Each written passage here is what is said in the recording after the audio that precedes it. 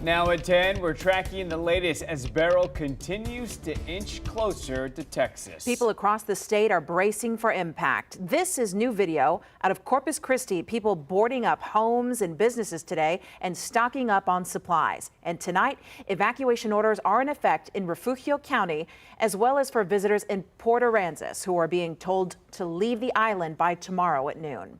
We have live team coverage tonight with 3 of our KENS 5 meteorologists tracking Beryl. That's right. Paul Meteorologist is in Port Lavaca. Jeremy Baker is set up in Rockport, and Ryan Shoptaugh is staying on top of this storm here in the KENS 5 Weather Center. Let's get on over to Ryan first for the latest on when and where Beryl will make landfall on the Texas coast. Yeah, the big takeaway, guys, thankfully this storm is staying relatively weak. It's not strengthening or rapidly intensifying despite very warm waters and sufficient atmospheric conditions in the Gulf of Mexico. It's fighting a couple of factors. Wind shear and some dry air. Take a look at satellite imagery.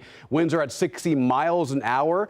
It's moving northwest at 13, so its movement and speed hasn't changed all that much from the 10 p.m. advisory from the Hurricane Center. Zooming in, it's losing a lot of its strength despite the warm water of the Gulf of Mexico. But look on that northern side, on that last frame, we're seeing an additional burst of convection, more thunderstorm development on the northern side. That's what we're watching tonight very closely. But again, a tropical storm, it needs about 14 to 15 miles an hour or greater to reach Category 1 hurricane strength, which, by the way, the forecast cone does call for before it makes landfall Monday morning, sometime after, let's say, 2 or 3 a.m. along the middle Texas coast. And then as it moves farther inland, weakening in strength, diminishing into a tropical storm, into a tropical depression as it moves farther northeast up I-35 and I-45.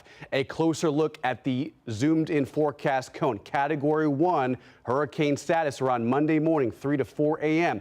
Now, the latest advisory from the Hurricane Center has shifted it a little bit farther east. Not a huge amount, but it's zeroing in on Port Lavaca, Port O'Connor, Seadrift, and Matagorda Bay. Matter of fact, we have team weather coverage with our KENS 5 weather team. Paul Morales is in Port Lavaca. Paul, based on that latest advisory, you are in the crosshairs of Beryl as it makes landfall sometime Monday morning. What are you seeing out there?